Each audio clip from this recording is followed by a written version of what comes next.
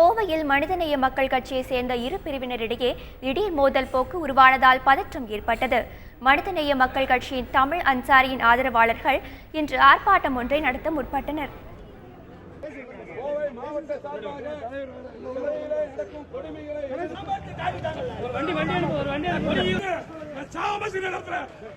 அப்போது அங்கு வந்த ஜவாஹிருல்லா ஆதரவாளர்கள் மனிதநேய மக்கள் கட்சியின் கொடியை பயன்படுத்தக்கூடாது என்று எதிர்ப்பு தெரிவித்தனர்.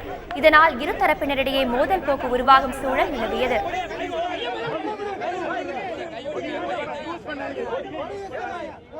கோவை மாவட்ட சார்பாக நடக்கும் கொடுமைகளை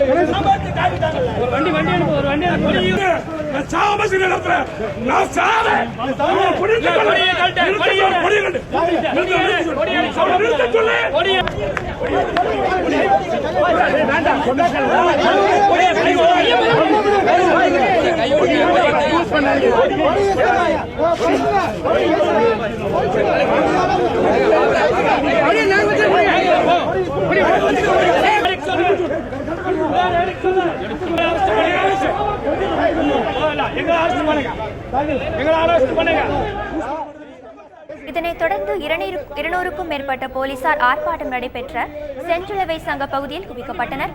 இதனால் அங்கு பெரும் பரபரப்பு நிலவியது.